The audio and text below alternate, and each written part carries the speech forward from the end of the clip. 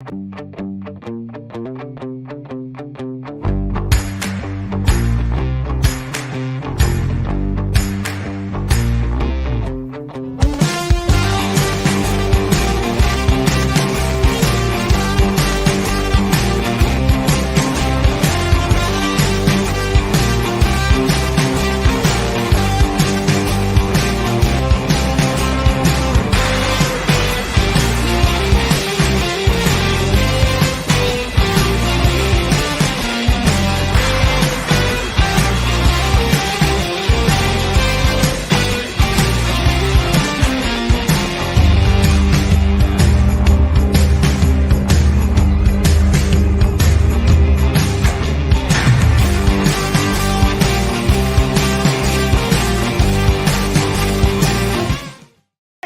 on now, fellas!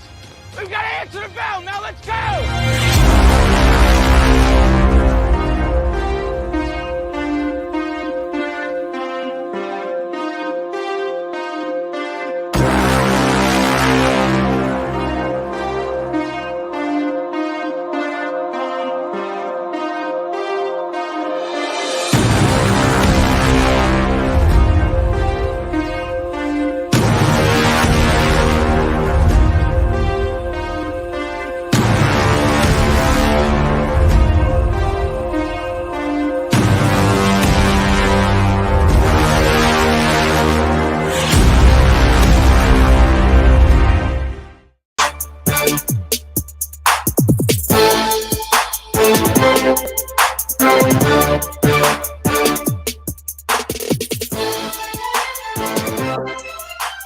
Good Monday afternoon. Welcome into Main Street Sports Today, presented by Mid-Tennessee Bone and Joint.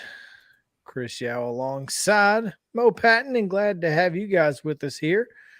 What's going on with you, Mo? How are things? Oh, we're good. We're good. We're just waiting to see what this weather is going to do here over the next few hours, hoping to get out and actually cover some stuff today. So we'll see how that goes. Man, I'll tell you, it's almost like a don't hold your breath situation, isn't it? Mm-hmm. Yeah. I mean, it's always this time of year. It's like it's never during the regular season when it rains for 2 weeks straight. No, it's right during the middle of the playoffs when you've got to get the games in. There's no other alternative. You got to get these games played, and it's forcing some folks to be really creative. And there's probably a few less than happy moms out there because some high school postseason play infringed on Mother's Day yesterday afternoon. So guess it is what it is, as you would say. They get free admission though if they had to come, you would think. you hope they got something. Yeah. Some of them got wins, I guess. So that was a hot cool. dog or something. I don't know. Yes, Mother's Day brunch. We're gonna have it at the ballpark. You're gonna have a hot dog, and you might get a Reese's cup if you're lucky. Yeah, there you go. Yeah, happy Mother's Day. Yeah, no doubt. But man, we've got a great show lined up. TERESA Walker is scheduled to join us at 2:20. Talk a little bit about the John Morant situation. We'll also visit with Middle Tennessee State softball coach Jeff BREEDEN. He led his number 6 seeded Lady Raiders to a Conference USA title. We'll talk about that tournament and their upcoming trip down to Tuscaloosa as they'll take on the Crimson Tide of Alabama. We'll talk about that in just a moment, actually. We'll get into some softball, NCAA softball drama, I guess, a little bit of drama at least. And we'll also talk about a little baseball. Braves had a terrible weekend. A lot of other things happened in the world of baseball this weekend, though. So we'll try to get into that as well. And, of course, rapid fire reactions where we'll talk a little bit about the NFL, the NBA, Titans. We'll also get into some collegiate how in the worlds. I still haven't figured this one out. Looking forward to talking about that. Oh, man, we got a lot to get to. It's going to be a lot of fun. So let's go ahead and dive right in. What do you say? Sounds like a good time. Let's do it. A good time to give you the rundown. This is the rundown. The Monday Rundown is brought to you by Zion Christian Academy. ZCA offers a faith-based, Christ-centered education in Murray County. Give them a call today at 931-388-5831 or visit zioneagles.org to schedule your appointment today. Zion Christian Academy, prepared for college, equipped for purpose.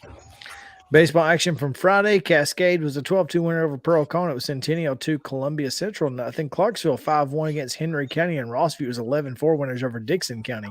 Lewis County defeated Fairview 8-2, and Forest was a 16-1 winner against East Nashville. Greenbrier was an 11-1 winners over Hillwood.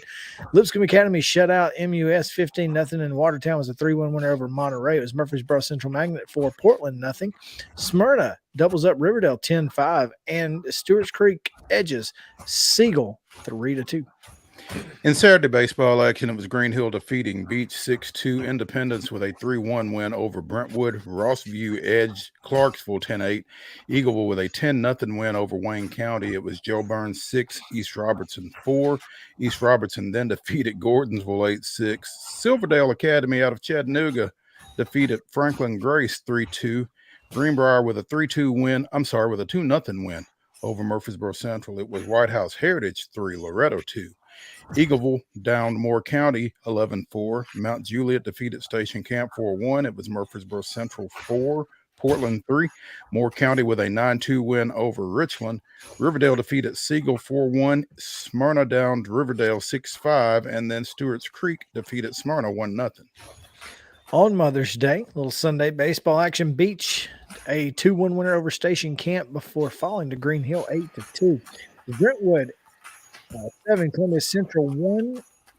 Centennial, same score over Independence. Clarksville an 11-1 win over Henry County, and White House Heritage down to Lewis County 7-4. It was Loretto 16-3 against Fairview, and then 10-0 over Lewis County. Mount Juliet was a 4-3 winner over Green Hill. Richland with a comeback defeats Wayne County 6-1, and then avenges that loss to Moore County 5-4. Softball action over the weekend. Beach defeated Hendersonville 7-5. Gallatin defeated Hendersonville 14-8. Riverdale with a 9-4 win over Siegel, and Beach defeated Station Camp 10-5. Those were Friday games. On Saturday, Beach defeated Gallatin 3-2 and defeated Gallatin 12-7. Brentwood with an 11-1 win Saturday over Overton. Riverdale defeated Oakland 9-4, and then Oakland returned the favor down in the Lady Warriors 9-3. On Sunday, Centennial edged Brentwood 2-1. Throughout the tying run at the plate to end the game, did the Lady Cougars for the District 11 4A championship. Congrats to CCCHS. In boys soccer action, it was Laverne doubling up Smyrna 4-2. College baseball over the weekend. Florida sweeping Vanderbilt 10-0 and 7, and then a pair of 6-2 wins.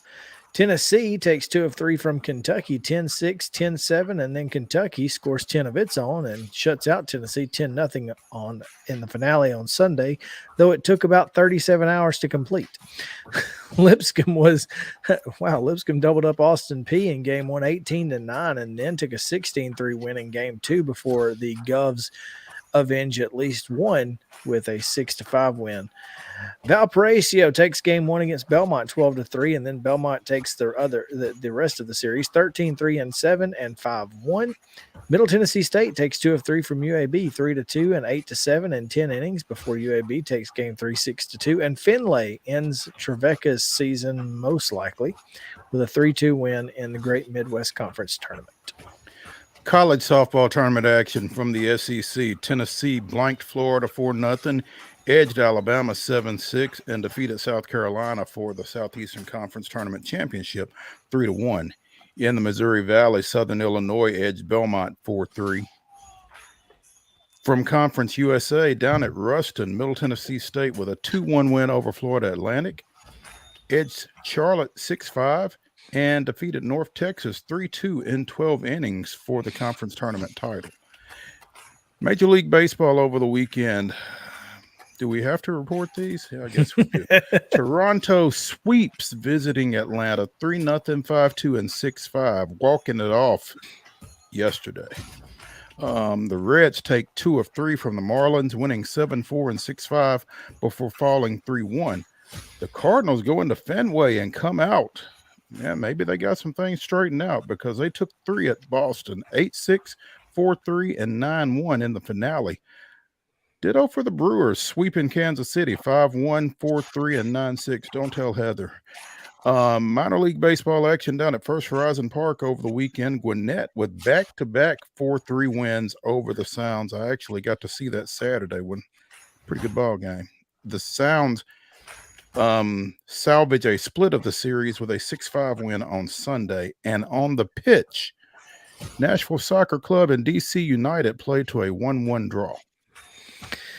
Baseball action this afternoon. Brentwood Independence at Centennial, Mo, I assume? No, at Indy. At Independence. Okay, that's a 5 o'clock start. Brentwood at Independence in baseball. Softball action this afternoon. Community in East Nashville at 4. Friendship Christians at Jackson Christian at 5 at 5:30. Watertown goes to Bledsoe County. And also at 5:30, the TSIAA state championship game. Is that correct? Correct. That is a 5:30 start at Zion Christian. Community Christian will take on the defending state champs as they try for number 2. Fairview goes to babies. That's right. Fairview goes to Loretto at 6. Oakland welcomes Smyrna. Summertown's at home against Cheatham County, and Page goes to Upperman. Squatchy County's at Westmoreland. Yeah, that's tough. And at 6:30, it's Richland at Eagleville. Riverdale at Stewart's Creek at 7 tonight. Beach welcomes Cookville, and Green Hills at home against Gallatin at a time unknown to us. Whites Creek is at Forest. On the pitch, again, time unknown. Smyrna is at Siegel in boys soccer action. And in Major League Baseball, the Brewers are at the Cardinals at 6:45. The Braves are in Texas and Arlington at 7:05 against the Rangers. And the Reds are at the Rockies, a 7:40 first pitch. And that's going to do it for your rundown.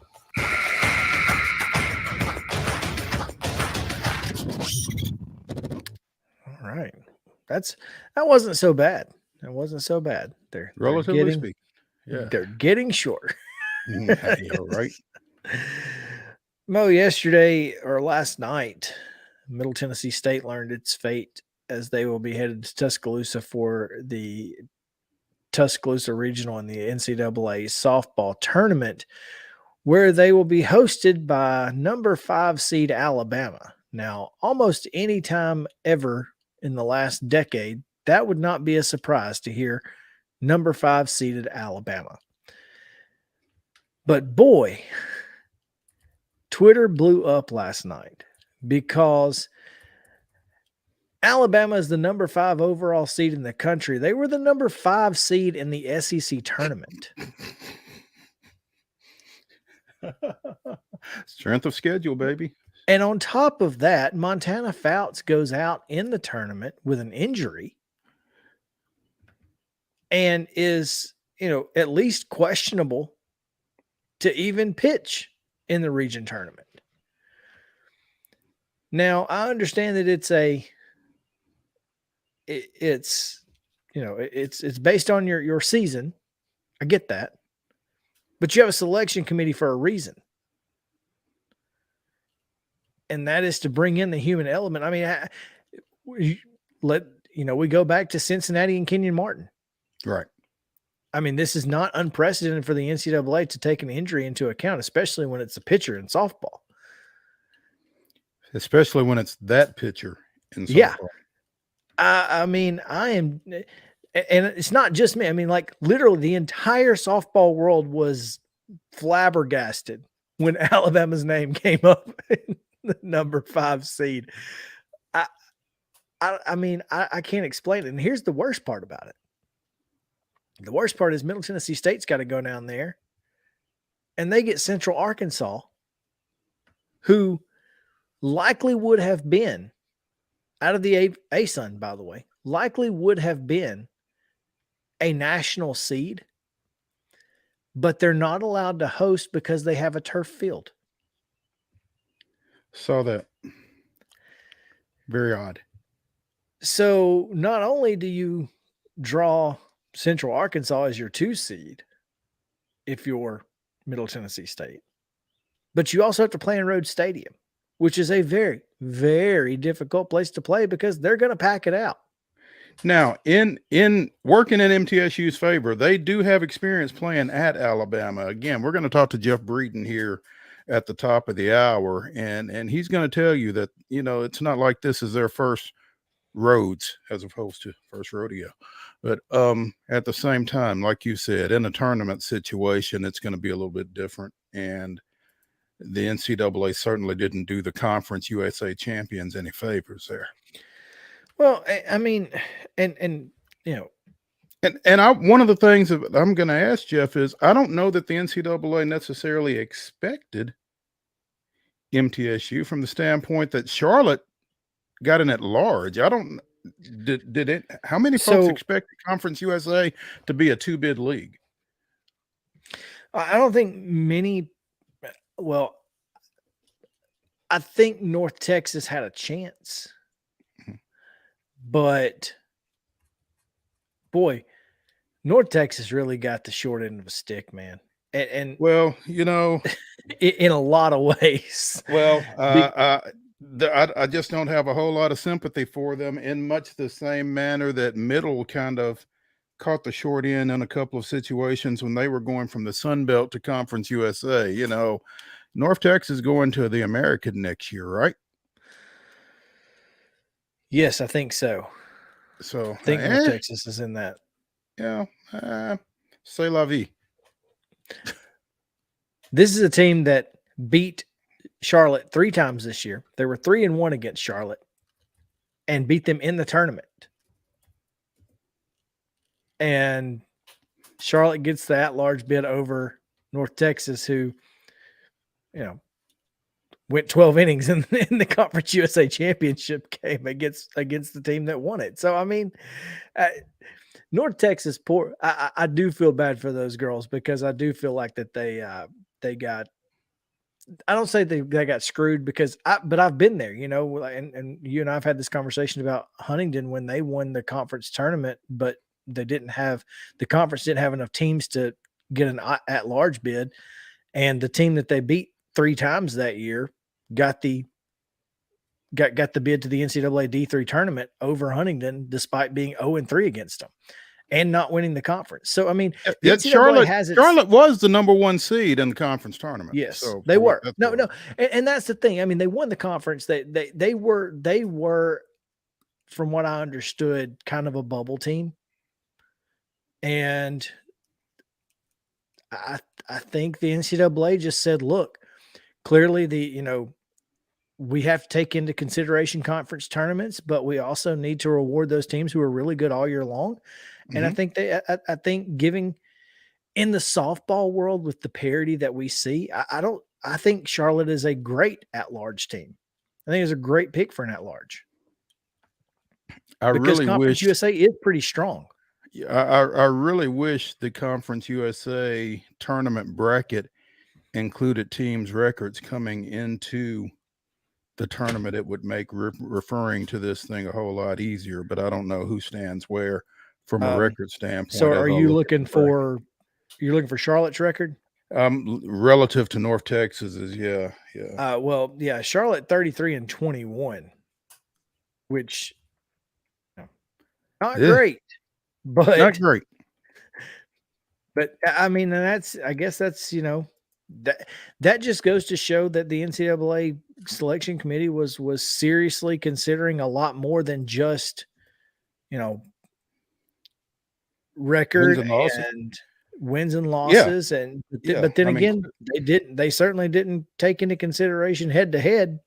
Of course, that's we've already decided that head to head doesn't matter to anybody in anything, though, right? I mean, so 35-22, basically identical records, and North Texas was 3-1 against them.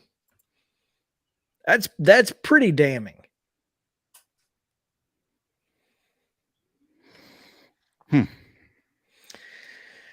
Anyway, Tennessee, the number 4 overall seed, which is a bit ridiculous after if 12 of 13 teams in your conference get into the NCAA tournament, and you are the conference champion, and you are the conference champions, not only both regular season and tournament.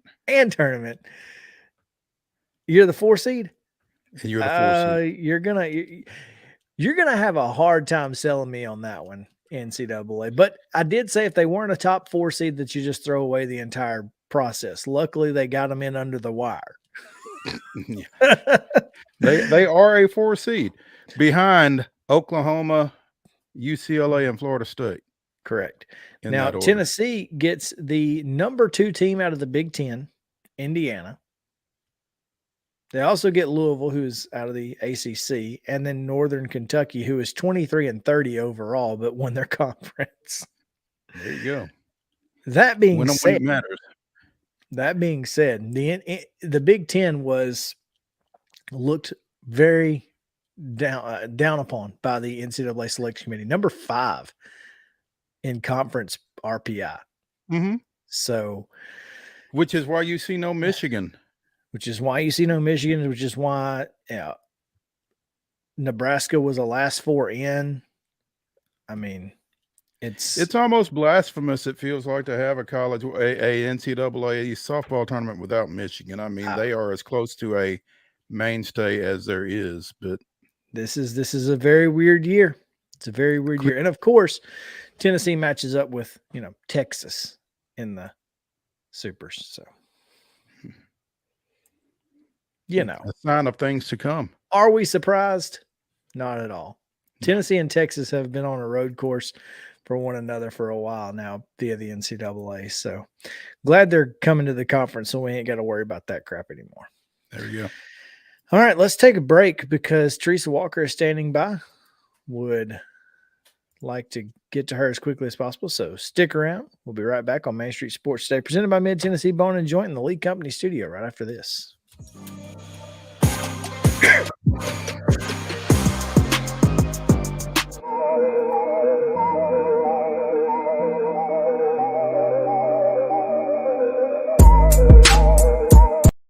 Mid-Tennessee Bone and Joint treats your orthopedic injuries and existing conditions. Our trained physicians will get you back in the game faster. Contact us at 931-381-2663 or www.mtbj.net.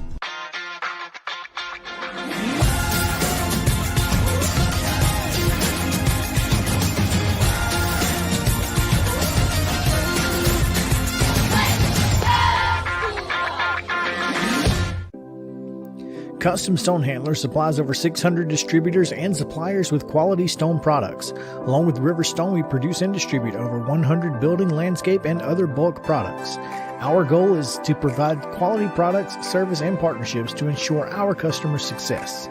We firmly believe that the measure of any person or company is how they treat other people and customers. Give them a call at 931-490-4990 or visit CustomStonehandlers.com. With Lee Company technology, the best handymen are hands-off.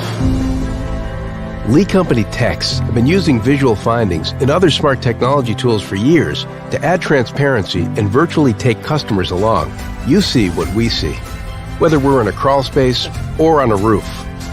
With Lee Company, technology helps us help you, no matter what's happening in the world or at your house.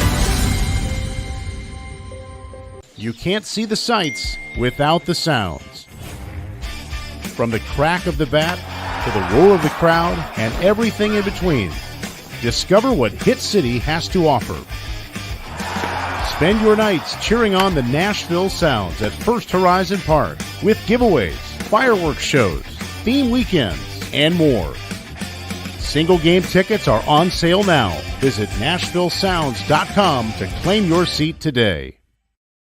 Attention Tennessee homeowners, we want to buy your house. Hi, we are Real Property Solutions, a local real estate investing group. We pay cash for all types of property, so you walk away with more money in your pocket because we eliminate any fees, closing costs, and commissions. Now the best part, we can buy your house as is, meaning you don't have to do a thing to your property. You get to take what you want, leave what you don't, and don't even worry about cleaning. We close on your timeline. whether that's 7 days or 70 days. Interested in selling? Just give us a call and we'll come out to your property and quote you a cash offer within 24 hours. Please call 615-527-8750. That's 615-527-8750.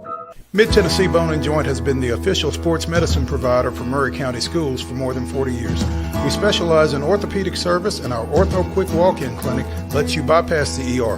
Visit us online at www.mtbj.net.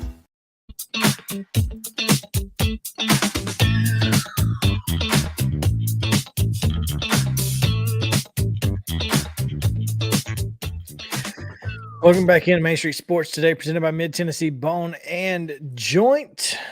Chris Yow and Mo Patton here in the Lee Company studio. Did not get into the actual Lee Company studios.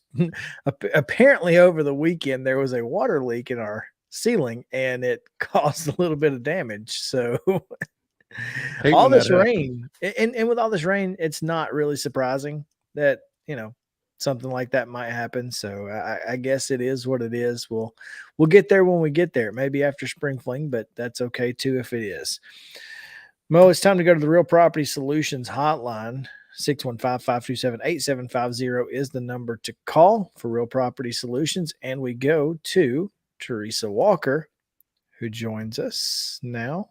TERESA, how are you? I'd be better if, some point guard in Memphis would maybe show a little bit more of the contrition that he showed when he talked to ESPN and to Commissioner Adam Silver back in March. And at the end of their 6-game playoff loss in the first round to the Los Angeles Lakers. I mean, let's put it this way. John Morant did not make my Mother's Day better yesterday. I'm dealing with a follow-up story today on what this could all mean for him. And it's like, no offense, Ja, but, brother, it's not so much my questions, but guess what? His timing could not be much worse. The fact of the matter is, while it's the Grizzlies are in their off-season mode and him being suspended from all team activities, I mean, let's be honest, charity events, he's got a court at his own house. If he needs to go see a trainer, I'm sure he can see a doctor that, that can, feed information to the team. But the real effect of this is what starts tomorrow night, the Western Conference Finals. What starts June 1st, the NBA Finals. Who speaks to the media traditionally at a news conference before the NBA Finals begin? The commissioner, Adam Silver. The commissioner who said that, Ja expressed remorse. And, from my colleague's story yesterday, Adam Silver said in March, he has expressed sincere contrition and remorse for his behavior. And it was also made clear to me he has learned from this incident and understands his obligations and responsibilities to the broader NBA community. Oops. And for the people, there are a lot of people wanting to blame the people he's hanging out with. This time, unlike in March, Ja was not live streaming on his own IG account. It was a friend's account. And that friend, the instant Ja flashed what appeared to be a gun, turned the camera away. And there was about 111 viewers who may have seen it in the moment. But, the last time I checked, guys, just before midday, who was still the number 2 trending topic nationally? Take a guess. Ja Morant. And as I look now, he's gone down. So this afternoon, people have moved on a little bit. But, by noon, he was the number 2 trending topic behind, Martha Stewart has passed him by, and I don't know what Yingling has done, or the Dogs or Bo Jackson, but, to still be the number 2 trending topic 24 hours later, not good, especially after, he said all the right things and then this happened. And his sister was graduating from high school this weekend in the Memphis area. I mean, I'm talking to folks who, are trying to figure out, and Powerade kind of canceled his individual ad, days after the March 4th incident, right? His shoe went on sale. The Jaw one went on sale April 19th. Now, endorsement deals usually have confidentiality clauses. They also have morality clauses. And, Nike, I have not gotten a response back from them. I doubt I get one, but, they're probably told you why. Well, exactly. I mean, they're waiting to see how the shoe sells. I mean, and the story I'm writing, I talked to somebody who says this might be part of what he's going for. He might be trying to appeal to a certain audience.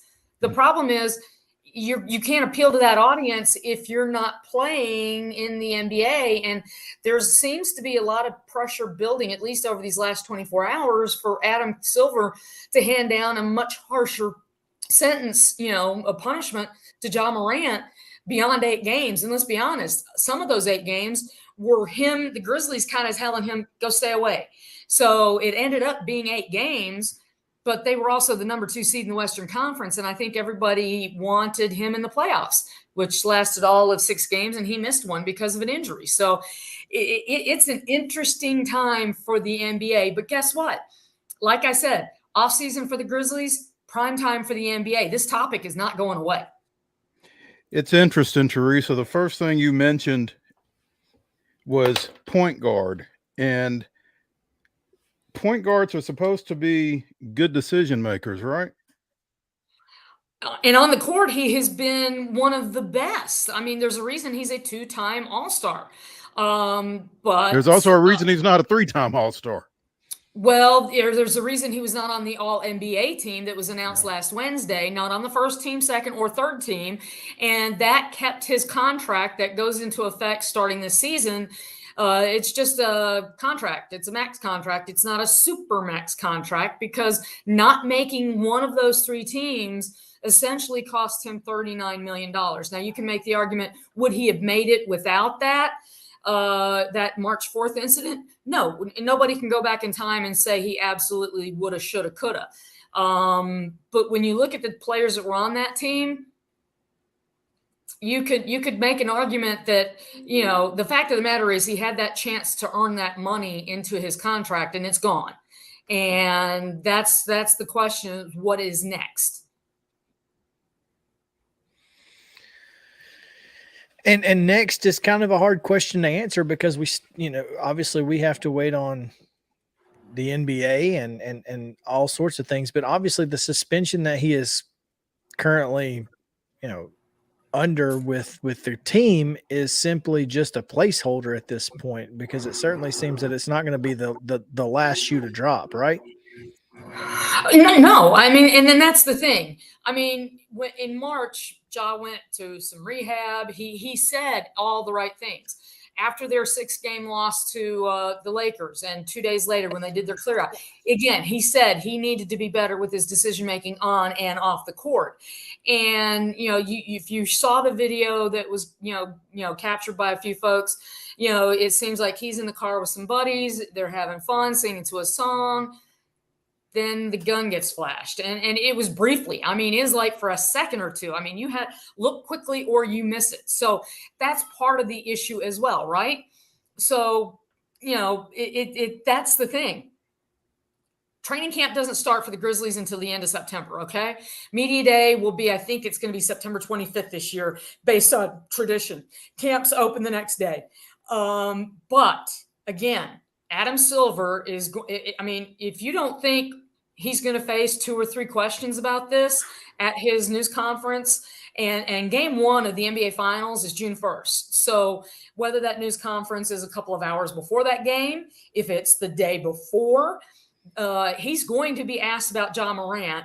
And, 8 games, there were people who thought he could have been suspended for the rest of the season after the March 4th incident. And that was, him live streaming himself holding up an apparent gun while he was at a strip club in the Denver area. This was an even briefer thing. And, guys, we're in a state of Tennessee where gun laws are, having a gun in this state is not a problem. The issue, and trust me, I saw a lot of people holding up the Second Amendment yesterday. The issue is his employers. Okay. your employers can hold you to a far different standard. Okay. First Amendment, Second Amendment, none of those amendments come into play right here.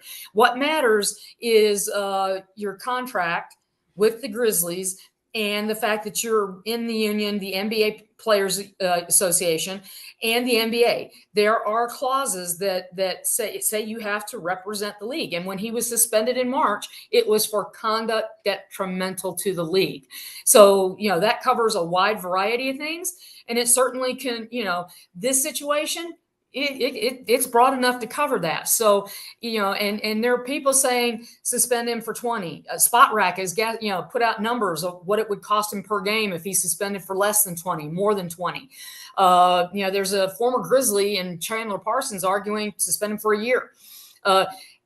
Meta World Peace, aka Ron Artest from Malice in the Palace, has apparently said on social media that, hey, I'm willing to talk if you want to talk. When you're getting people like that wanting to reach out to you, you need to be listening to somebody. TERESA Walker of the Associated Press joining us on the Real Property Solutions hotline here on Main Street Sports Today, presented by Mid-Tennessee Bone and Joint. And TERESA, you really kind of hit on a point that I wanted to make there as you closed, because Ja hasn't done anything illegal, but from an optics standpoint and from what you want your franchise player, the image you want him projecting and that kind of thing, it's been amazingly stupid. Well, that's the thing. If you've had a meeting in person with the commissioner of the NBA and you've gone to some rehab, those are indications that, it's serious time. Okay. The Memphis Grizzlies quickly put out a statement yesterday that, and because they're in off-season mode, it's essentially, equated to mom and dad trying to put you in a timeout. Okay. That's the thing. That's what makes it serious, and some of the folks I've talked to, yes, his contract may be guaranteed, but guess what? Lawyers and such can probably find a reason if the Memphis Grizzlies have lots of decisions to make this offseason.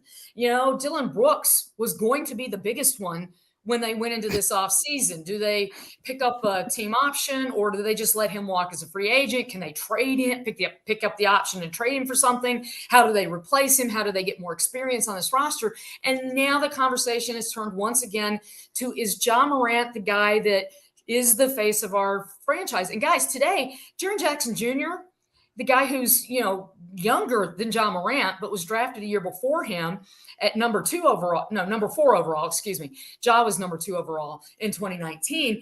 He's a finalist for the kind of award that you want your players to be a finalist for their work off the court and representing your franchise in the perfect way. And that's the challenge right now for the Memphis Grizzlies is, and yes, you mentioned Taylor Jenkins talked about this, about trying, essentially this franchise is at a point where they need to grow up and they need Jaren Jackson Jr., Ja Morant, Desmond Bane to be the leaders of this core.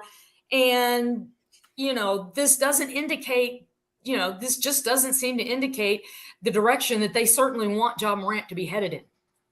Last offseason, TERESA, the talk was that maybe the Grizzlies needed a veteran presence in that locker room to try to bring them along in some different ways. I think that talk was primarily on the court, to help them mature a little bit, but maybe at this point it needs to be an off the court veteran mature presence as well. Is that something else to be considered yet again? Well, here's the thing. Zach Randolph, who, when he came to the Grizzlies from the Clippers, let's be honest, he was looking at being, people were taking bets. How long does he stay in the NBA? And he ended up being part of a core that went to a franchise record 7 straight playoff berths. Talk about, an amazing turnaround. Zach Randolph was a pleasure to cover in Memphis, but he was a guy who people looked at and said, is this somebody we want in the NBA? There were serious questions. There was an incident that I had to check on in Indiana early in his stay in Memphis. So, so he's around, so does he talk to him? Tony Allen hangs around Memphis. I mean, he's a guy who, so there's veteran people. But here's the thing. Maybe it's got to be somebody that's in the locker room. Okay. No offense, but John Morant is still 23. He doesn't turn 24 until August. Zach's career was over when he was still in high school. Maybe I'd have to double check the years, but maybe, Ja was finishing up high school. So I don't know how much, that's the thing, I have a hard time getting your former intern to listen to me at times, right? And he lives in the house with me. So maybe they need to get a veteran into the locker room, and the intern's walking in here to take issue with that. But don't put that evil on us, Teresa. That's you. But, I just said that he doesn't listen to me, and he lives in my own house. And I listened, and I heard that. But that's the thing. Sometimes you have to get somebody in the locker room, somebody who you're making passes with, you're working out with, sweating with, to get them to listen to you. But to that end, Teresa, what about a Derrick Rose? I saw somebody throw that out on Twitter not too long ago. Well, it also has to be somebody that they can fit under their cap. They don't have a ton of cap space this year, right? They've got a mid-range exception and some stuff that they can work with, but it's got to be somebody that he'll listen to. Okay. His parents live down the street, and yet T. Morant is somebody that has, made headlines himself. One of the things that got John Morant into trouble and got headlines this offseason or during the season for something that happened last summer was when his mom called him to the mall, the Wolf Chase Galleria, because she was mad at a Finish Line employee. And, he took some of his friends and showed up at the mall to yell at him.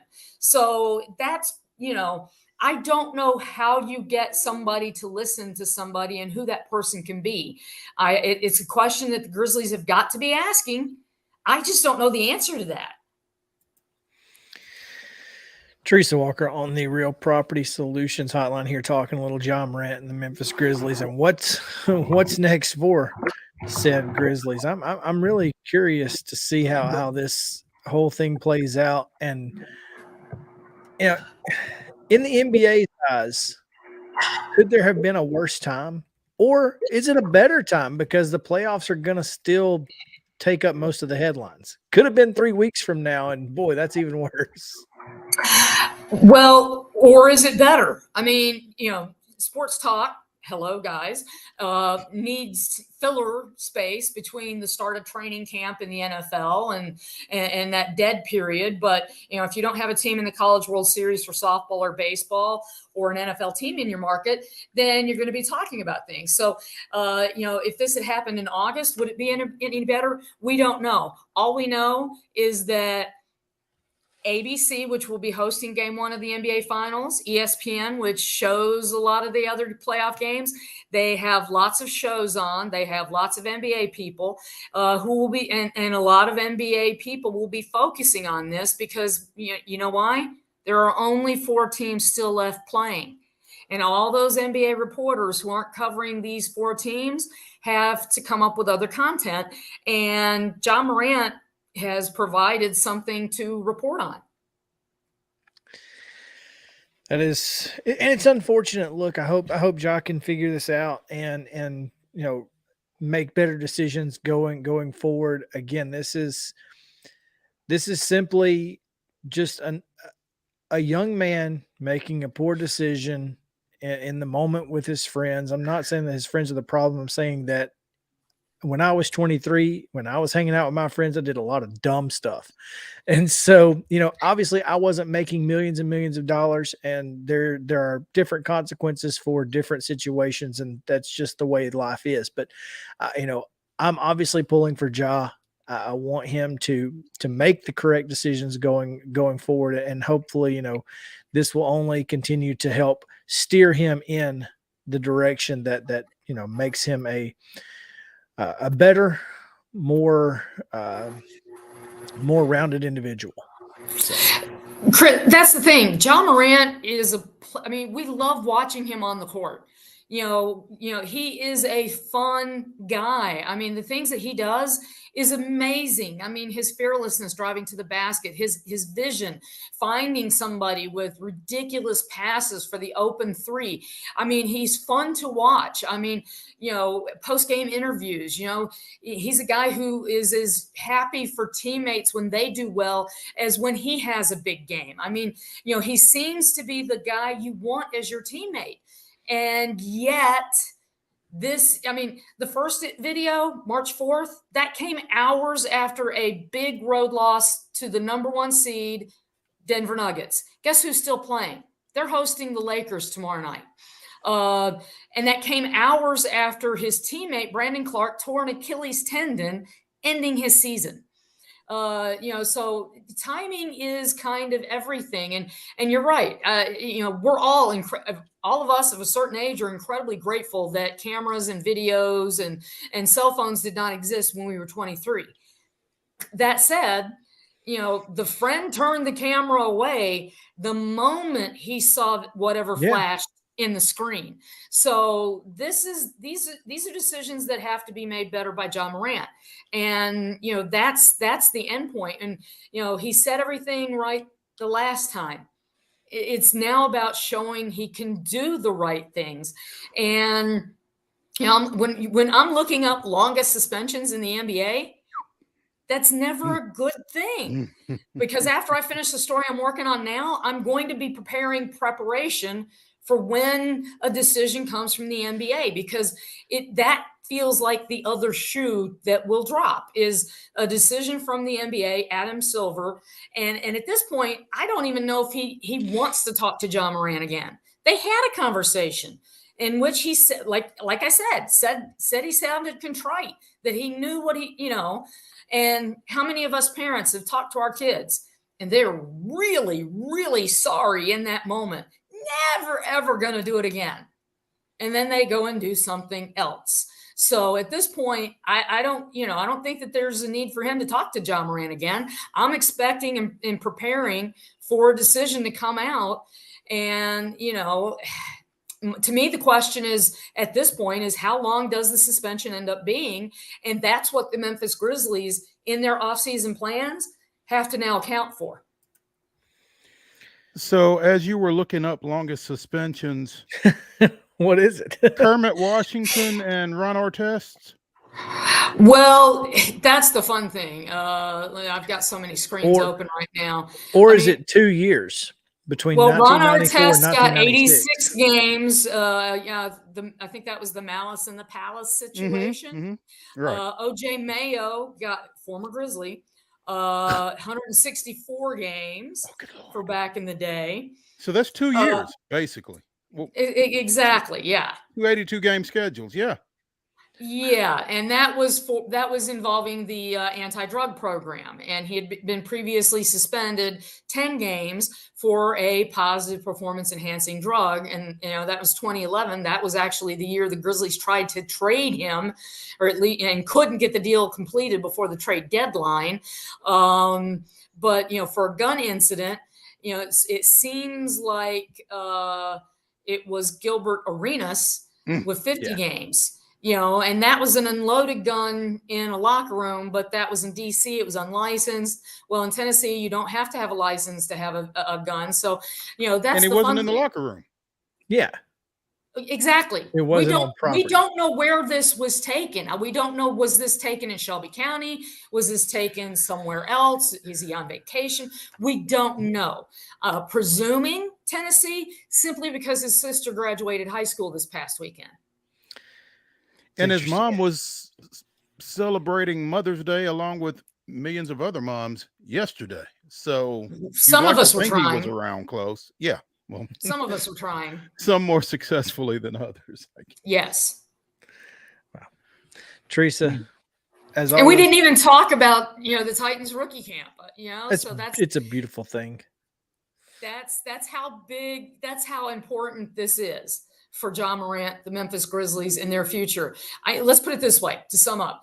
I've been planning to spend much of my spring in Memphis for the next several years. And at this point, I'm rethinking that.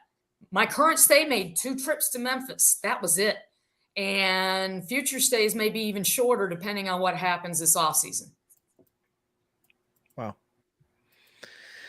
Teresa Walker of the Associated Press here with us on the Real Property Solutions Hotline. Teresa, as always, we appreciate it, and we look forward to talking to you again soon. Maybe next time it will be about Titans minicamp. Well, we get to talk to Titans veterans tomorrow at noon. So, and then the first OTA that should be open to us will be on the 23rd. So we're getting closer to, practice football. We like practice football. It's better than no football. Better than what I've been dealing with the last 36 hours. And there's that. Yeah, it's a little bit different. But all right, we appreciate it. We will talk to you again soon. See you guys. Thank you. Again, Real Property Solutions, 615-527-8750 is the number to call if you want to sell your house. They'll buy it as it is. You can take what you want, leave what you don't. Don't even worry about cleaning, and they'll take care of it all on your timeline, whether it's 7 days or 70. They can close whenever you feel like it. So we'll take a break. When we come back, a little bit of Braves chatter and baseball before we get into softball, more softball. Right after this on Main Street Sports Today, presented by Mid-Tennessee Bone & Joint. Back to the Lee Company studio in a moment.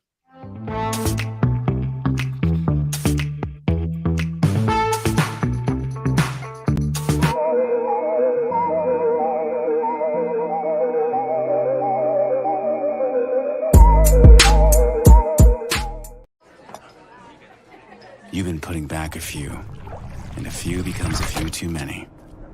For a moment, you think about calling for a ride. Nah, you live nearby. What's the worst that can happen? You get pulled over, your insurance goes up, you lose your license, you total your car, you kill someone. Tired of hanging lights every year? We get it. That's why Southern Nights is here to help. We install programmable lighting on your home or business so you can enjoy beautiful, customizable lighting all year round. No more ladders, tangled lights, or cold nights outside. We do the work, you do the celebrating. Call Southern Nights today and take the hassle out of holiday lighting forever. For a free quote, give us a call at 931-241-3074 or visit our Facebook page at Southern Nights.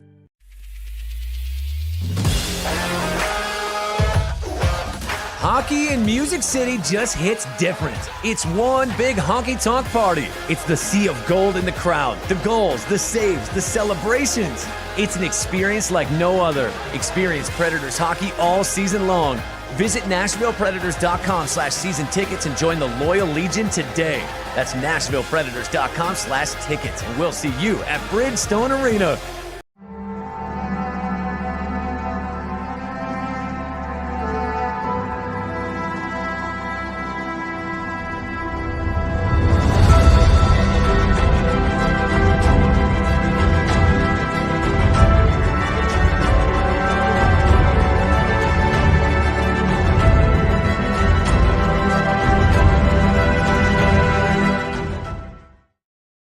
May 15th, 1970. Since a hitless opening day, Braves left fielder Rico Carty has been on a tear and continued it in Cincinnati, driving in Hank Aaron with a 6th-inning single to extend his hit streak to 31 straight games as Atlanta won 3-1 at Crosley Field on an Aaron 2-run homer in the 8th. Carty's streak is the team's longest since moving from Milwaukee for the 1966 season. That was this day in Braves history. Getting a lot of Rico Carty here recently. Yeah, he pretty well dominated that April and early May, and yeah, good stuff. The Big Boy, as was his nickname. Well, I wonder if folks got a notification about that game today on the MLB app, because apparently everybody was getting notifications from games from throughout the history of time. I don't know what was going on. Well, I mean, if they didn't, that's one of the few that they didn't send out a notification on, I guess. It's quite odd.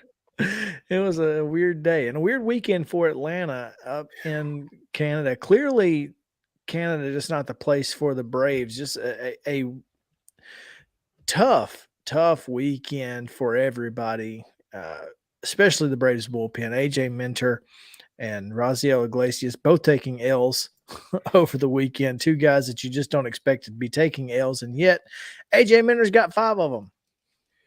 Well, AJ Minter's also got an 8+ ERA. Yeah, I don't know what's going on with him, man. And this is not the time for the bullpen to be struggling. No, it's not. No, it's not. Especially with the recent news, like in the last few minutes, scrolling through Twitter as I am wont to do. Cal Wright has been placed on the 60-day DL, and Derek Rodriguez of the Minnesota Twins has been picked up by the Braves. Rodriguez, I think, was DFA'd last week, maybe. I'm not sure. I'm not real familiar. Had a great year in 18. I think it was like had a sub-3 ERA in 18, but has been pretty much non-existent since then. That's interesting. So Rodriguez was claimed off waivers and optioned to Gwinnett. So this Correct. is not a roster move that will affect the Braves' active roster at this time. So, but I guess they'll have to call somebody up. Yeah, they'll have to call somebody up tomorrow because they don't have anybody pitching. They can't throw another bullpen game. It's got to be Schuster. Dodd pitched Sunday. Well, so they got to send somebody down then if they got to call somebody up. Yeah, and right? I don't know, and I'm not sure what that's going to look like, who that's going to look like, but this pitching staff, obviously we thought it was a big strength coming in, has been riddled with injuries, and when you get games like you got from Strider and Charlie over the weekend, you can't win. Elder. Strider and Elder had, did everything they could do. Offense just didn't exist. All three of those games in Toronto were winnable. Yeah. Yesterday, defense kind of let you down. I don't know what the deal was on the pop-ups and the lack of communication on a couple of those that resulted in 2 runs and Toronto's eventually 6-5 win. So, but I mean, it's not typically defense that we're talking about with this team. So maybe they're just in a funk.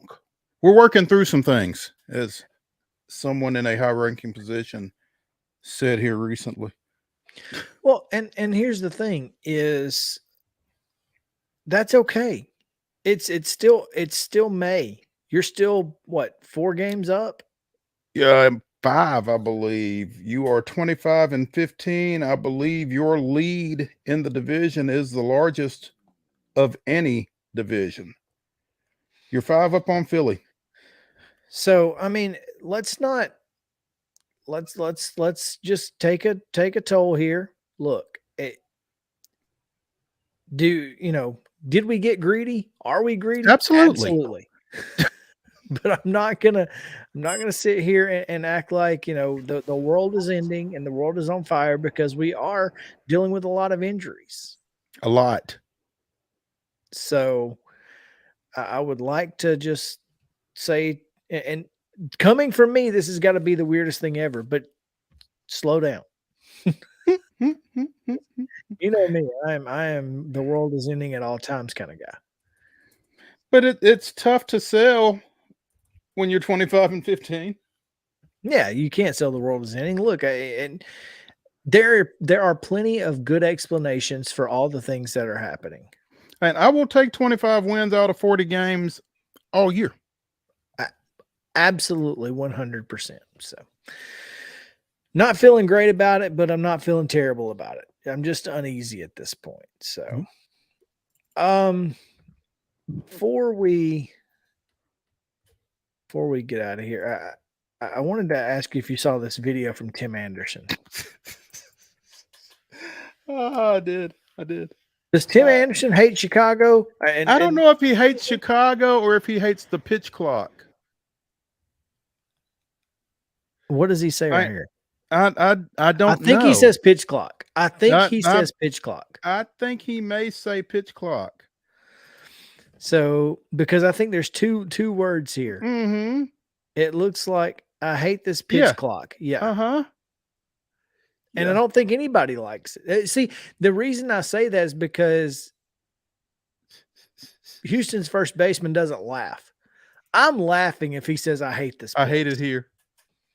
You know, but that's not what to me, I think you're right. I think it's pitch clock.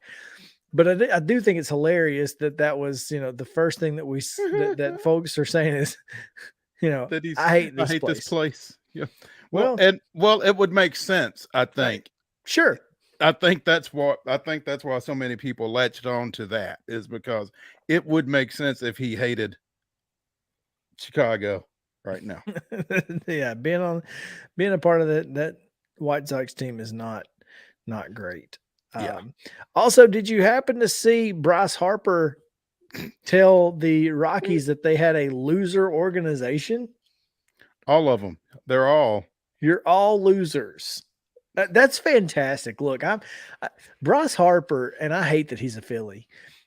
I really do, because right. I can't stand Philadelphia, but I love Bryce Harper. I think he is fantastic. I think I hated that they love to put the mic on him during our games on Sunday Night Baseball, but you know, you can't help but love the dude if you listen to him and watch him play.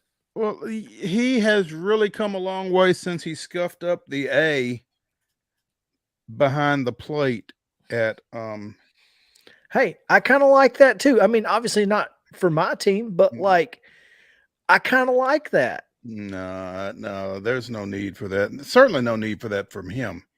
You know, he's better than that. He called the entire Rockies organization losers. I don't know if he is better than that. Well, I mean, hey, did he lie? No. It ain't sinning. It's the truth that ain't sinning. Did he lie? Show me the lie.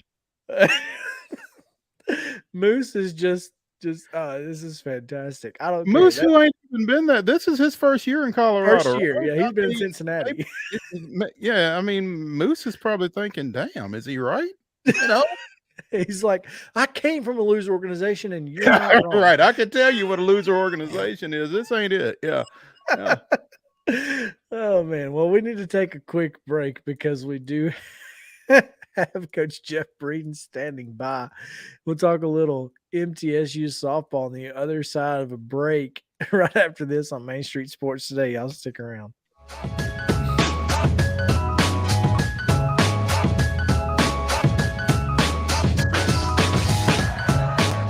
Mid-Tennessee Bone and Joint treats your orthopedic injuries and existing conditions. Our trained physicians will get you back in the game faster. Contact us at 931-381-2663 or www.mtbj.net. With Lee Company technology, the best handymen are hands-off. Lee Company techs have been using visual findings and other smart technology tools for years to add transparency and virtually take customers along. You see what we see, whether we're in a crawl space or on a roof. With Lee Company, technology helps us help you, no matter what's happening in the world or at your house. Jones & Lang Sporting Goods here in Columbia has been outfitting teams, officials, and anybody else from T-ball to college for 50 plus years. Be sure and check them out at 931-388-8060 or online at jonesandlang.com. Jones & Lang Sporting Goods, the look of a winner. Zion Christian Academy, zioneagles.org or 931-388-5731. You can schedule your appointment. Go tour their campus. It is beautiful over there, and you're definitely going to want to see it. Again, it's zioneagles.org. Give them a call, 931-388-5731, and schedule your tour today. A game without a crowd is just a scrimmage. A performance without an audience is just a rehearsal. Without your presence, high school sports and the performing arts aren't possible. Ensure that these essential extracurricular activities continue to enrich the lives of students in Tennessee. Purchase a ticket to your local high school's game or performance. This message presented by the TSSAA. You can't see the sights without the sounds. From the crack of the bat to the roar of the crowd and everything in between, discover what Hit City has to offer. Spend your nights cheering on the Nashville Sounds at First Horizon Park with giveaways, fireworks shows, theme weekends, and more. Single game tickets are on sale now. Visit NashvilleSounds.com to claim your seat today. Attention Tennessee homeowners, we want to buy your house. Hi, we are Real Property Solutions, a local real estate investing group. We pay cash for all types of property, so you walk away with more money in your pocket because we eliminate any fees, closing costs, and commissions. Now the best part, we can buy your house as is, meaning you don't have to do a thing to your property. You get to take what you want, leave what you don't, and don't even worry about cleaning. We close on your timeline, whether that's 7 days or 70 days. Interested in selling? Just give us a call and we'll come out to your property and quote you a cash offer within 24 hours. Please call 615-527-8750. That's 615-527-8750. Mid-Tennessee Bone and Joint has been the official sports medicine provider for Murray County Schools for more than 40 years. We specialize in orthopedic service, and our Ortho Quick Walk-In Clinic lets you bypass the ER. Visit us online at www.mtbj.net.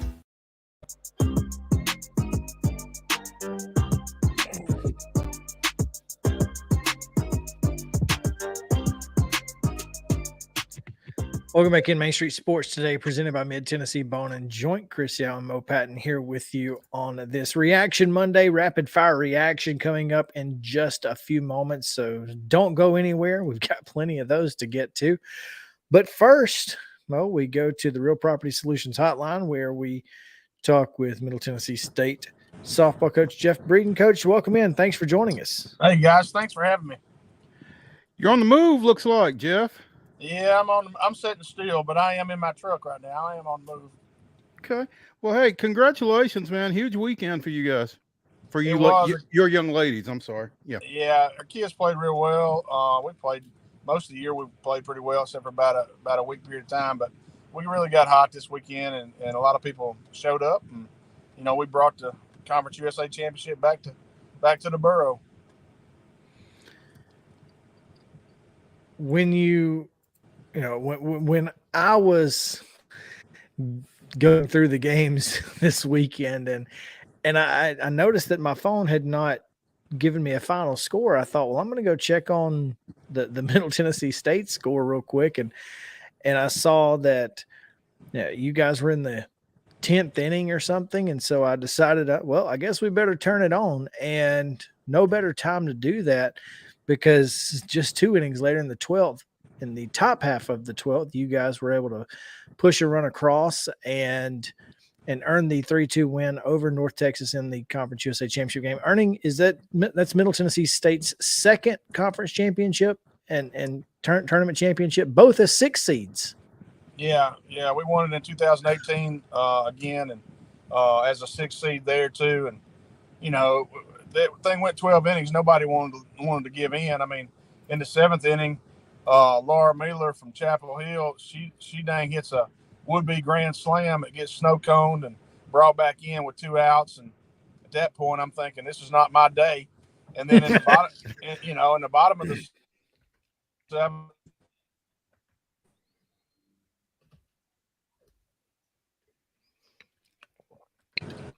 in the bottom of the 7th, we let some base runners get on, and then our left fielder makes a diving catch in left field with 2 outs to save the day. That catch was the best catch on Sports Center on Saturday night. So that was great. And we got the momentum back. And then finally, we just hung around and got some base runners and got a single and scored. So that was a good day.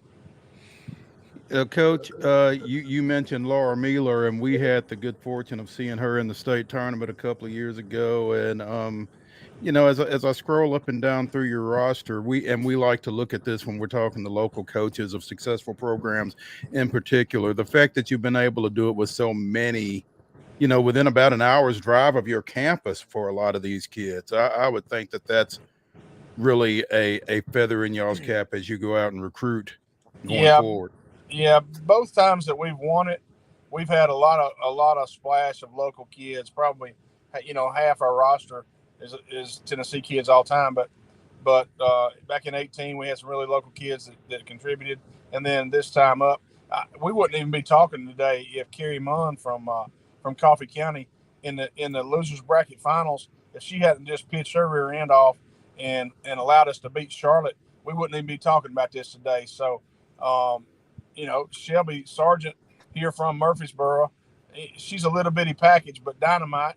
And if you would have asked me in any time in her recruiting process or any time this season that in the championship game they will intentionally walk Shelby Sargent because she's hit too many doubles, I would have bet my house against that. And they did. I mean, she was a double machine this week, and set the double records for the conference tournament and all that, total bases in the conference tournament, whatever. And they intentionally walk her to get to Blevins from Jasper, and she hits that single and scores it. So we're proud of all of our kids. Don't get me wrong, but with my background being what it is from the mid-state area, I'm really proud of our local kids. Just to be honest with you. MTSU wrapped up the Conference USA Championship. They go into the Tuscaloosa region at 39-18 on the year. And Jeff, like you said, you guys have played pretty good ball all year, and I think you were particularly hot early in the season. But getting rejuiced, I guess, here in the conference tournament, got to be heading south with some momentum, I would think. Yeah, it was a good selection show, and we had fun doing it and all. And we were supposed to have played Central Arkansas back a few weeks back, and it got rained out in a midweek game. And so I guess it just the softball gods in this instance said we were supposed to play Central Arkansas this year. So we're going to get to do that on Friday at 3:30. They got a great team. They got two pitchers that are dynamite. I mean, they give everybody fits all year long, and they've got a bunch of quality wins. They beat the University of Arkansas twice. So it'll be a big task for us, but we're glad. We've played down at Alabama several times, so we know the lay of the land. We know where we're going to warm up. We know how everything works down there. So it's going to be to us it was good to draw that region. Well, and look, folks can say what they want to about Alabama getting a 5 seed and all of those sorts of things, and whether or not they deserved it, that they were going to host a regional, and for one, they deserve to host a regional, but two, it's one of the most electric atmospheres in all of college softball. There's no question about it. So what is it going to be like? What do you feel like it's going to be like these are seasons on the line. There's no question that Tuscaloosa is going to be rocking at Rhodes Stadium. Yeah. So what people don't understand that haven't been there, I've won state championships in football and in softball, and I know what those atmospheres are like. I've played against these SEC teams now and all that. But when we went down there in 18, and our first game down there was with Alabama, and it was a night game, we came on the field first and walked through the left field fence, and you walk on the field, and it was packed. There was 2,500 people there, and there'll probably be 3,000 there this time. They've expanded a little bit, but there's 2,500 people there. And we walk on the field. We're almost to the dugout, and Alabama's still in the locker room. When the door of Alabama's locker room opened up, it was like a football Saturday in the South, in that arena, and that place unreal. Exploded. It exploded, and they wanted to see Montana Fouts, and they wanted to see her in that circle right in and right there, and but their fans were great. Every time we made a good play, they were fine.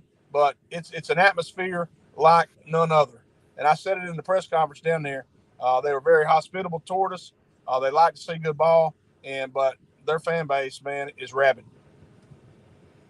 Now, I'm sure they would love to see Montana Fouts this weekend. Whether they do or not is up in the air. Are you at all concerned? Obviously, you got to get through Central Arkansas, but in the event that you guys see Alabama, do you have any idea what you might be facing? No, I mean, listen, you're facing you're facing the University of Alabama, so you don't really need to know anything else other than that. And Coach Murphy does a great job with them, and I respect what he does with them and all. But I'm going to tell you, they're not going to let it out, I'm sure, until right before game time. But I expect to see Montana in that circle pitching. I hope she's not hurt. She doesn't need to go out on an injury. She needs to go out in the circle doing what she does, because she's been a big face for softball for 5 years now. Middle Tennessee State softball coach Jeff Breeden joining us here on the Real Property Solutions Hotline on Main Street Sports Today, presented by Mid Tennessee Bone and Joint. Jeff, obviously you guys won the Conference USA Tournament Championship. You got the AQ out of CUSA into the NCAAs. You know, were you surprised that Conference USA was a 2-bid league this time around with Charlotte getting in? No, I wasn't surprised. I knew that they might struggle to get in since we put them out in the semifinals, but their whole total quality of work was very good. I mean, they were number 32 RPI pretty much all year long, or in the 30s and 20s. So they definitely deserved it. And our conference was extremely tough this year, and it was extremely balanced. North Texas is a great team. I'm telling you, the Peters kid that pitches for them is amazing. And Charlotte's girls, they can hit it. I mean, they can hit, and they got a couple of pitchers that can throw it. But my kids just mentally think they can beat anybody in the world. And that's sort of our advantage. I mean, that's what it is. I'm not telling you that we're the most talented team, because we're not. If you look at player by player with us in Charlotte, you'd take some of their players over my players. But mentally, I think we got the edge.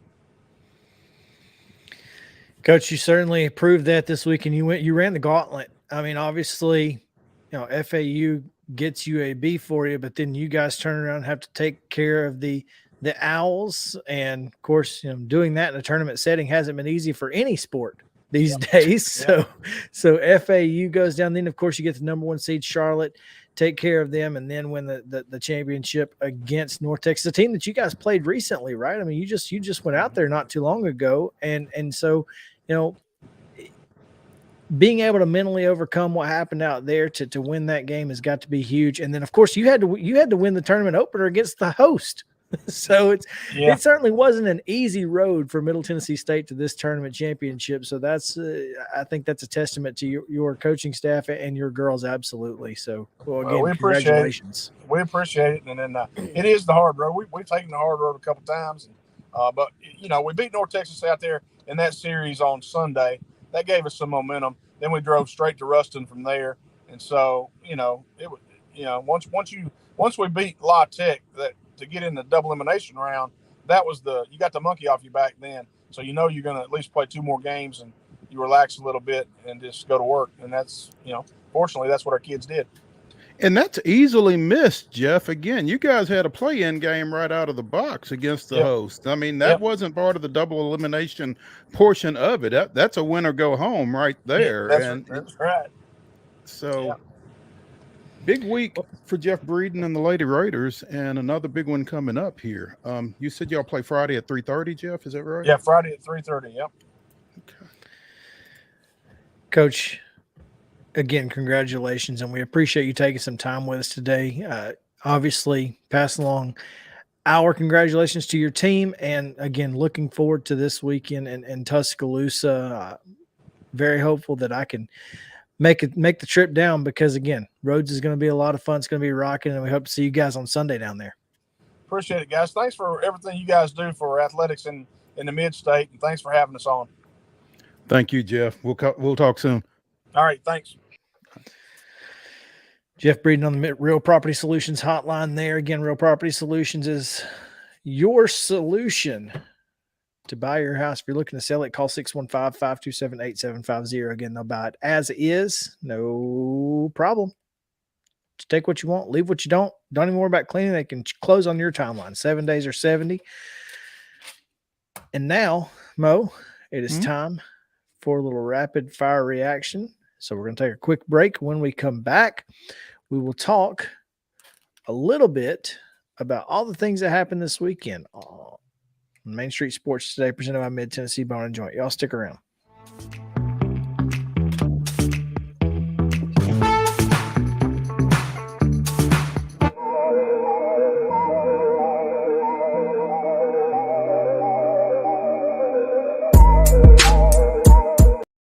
Mid-Tennessee Bone and Joint treats your orthopedic injuries and existing conditions. Our trained physicians will get you back in the game faster. Contact us at 931-381-2663 or www.mtbj.net.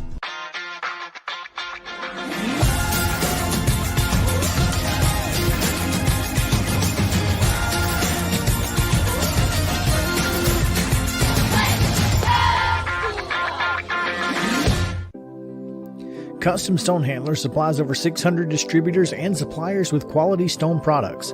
Along with River Stone, we produce and distribute over 100 building, landscape, and other bulk products. Our goal is to provide quality products, service, and partnerships to ensure our customers' success. We firmly believe that the measure of any person or company is how they treat other people and customers. Give them a call at 931-490-4990 or visit CustomStonehandlers.com. With Lee Company technology, the best handymen are hands-off. Lee Company techs have been using visual findings and other smart technology tools for years to add transparency and virtually take customers along. You see what we see, whether we're in a crawl space or on a roof. With Lee Company, technology helps us help you, no matter what's happening in the world or at your house. You can't see the sights without the sounds. From the crack of the bat to the roar of the crowd and everything in between, discover what Hit City has to offer. Spend your nights cheering on the Nashville Sounds at First Horizon Park with giveaways, fireworks shows, theme weekends, and more. Single game tickets are on sale now. Visit NashvilleSounds.com to claim your seat today. Attention Tennessee homeowners, we want to buy your house. Hi, we are Real Property Solutions, a local real estate investing group. We pay cash for all types of property, so you walk away with more money in your pocket because we eliminate any fees, closing costs, and commissions. Now the best part, we can buy your house as is, meaning you don't have to do a thing to your property. You get to take what you want, leave what you don't, and don't even worry about cleaning. We close on your timeline, whether that's 7 days or 70 days. Interested in selling? Just give us a call and we'll come out to your property and quote you a cash offer within 24 hours. Please call 615-527-8750. That's 615-527-8750. Mid-Tennessee Bone and Joint has been the official sports medicine provider for Murray County Schools for more than 40 years. We specialize in orthopedic service, and our Ortho Quick Walk-In Clinic lets you bypass the ER. Visit us online at www.mtbj.net.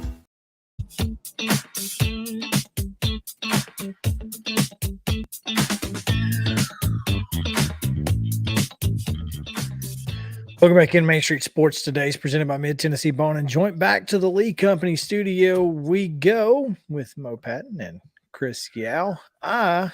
Mo, had a heck of a weekend watching a lot of sports. Watched a lot of college softball this weekend. In fact, I watched Tennessee State. You know, we watched Tennessee State on Friday lose to SEMO just before we came on the air.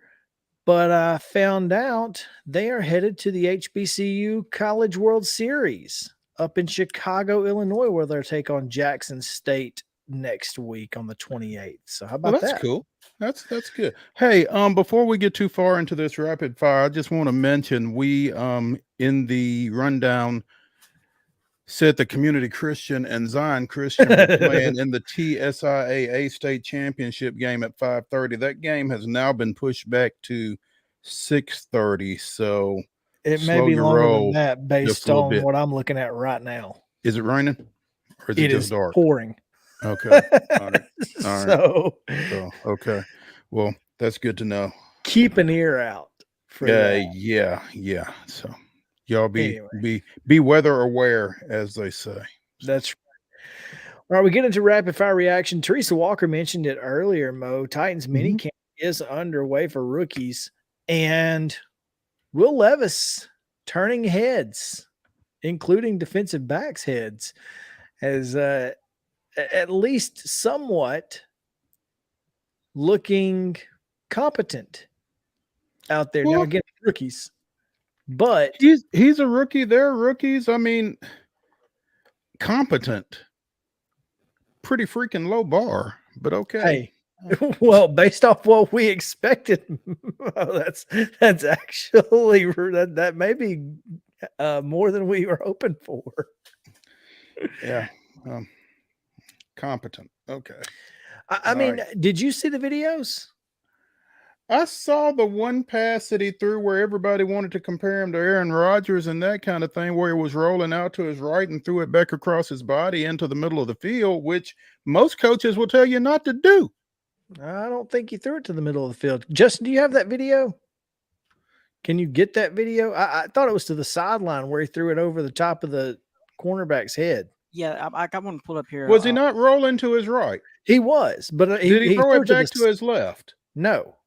1 second. Watch the video. He threw it to the sideline.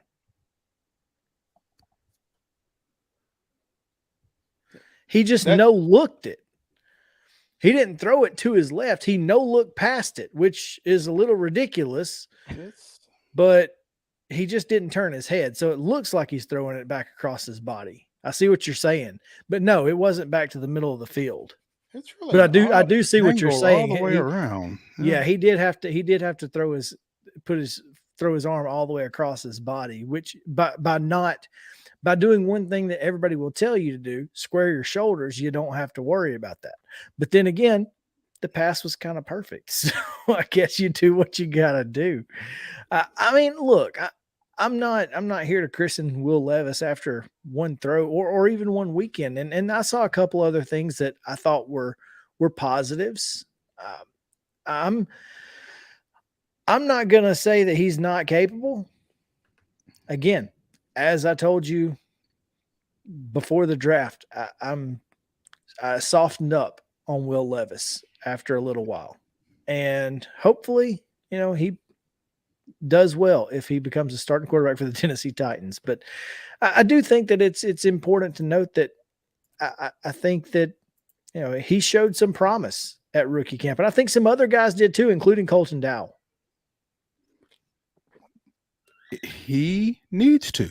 I mean, he was the 7th round pick. He's the only wide receiver that they took in the draft, and he's going to need to, come along quick. I don't know that there's a 7th rounder with more pressure on him probably than Colton Dowell. But it seems that he's capable to Ben Arthur use your word. Says the Titans have signed 6 players coming out of camp.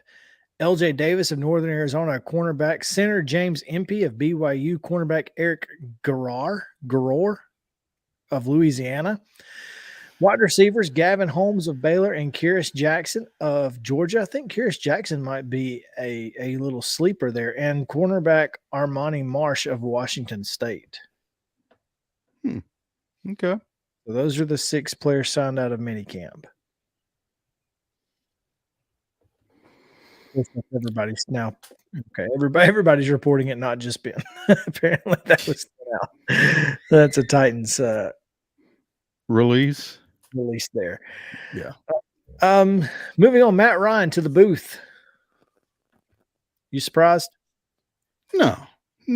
I mean, I think Matt Ryan is, pretty universally liked across the NFL. It'll be interesting. I think it's always interesting when you see players go to the booth because, some of them tend to be more uncomfortable, speaking negatively about former players than others. It'll be interesting to see how that works out for Matt because, I mean, he's just so positive about everything. He just seems like a good guy. I think he'll do well. Like I said, I'm interested in that aspect of it, but we'll be fine. 76ers collapsed last night. Doc Rivers going to make it. Is he going to be back? It's hard to say. I mean, you saw what happened with the Suns Monty Williams. Coach. Yeah. The Suns coach, the Bucks coach, everybody's good. All the good teams getting rid of their coaches. What the hell's going on?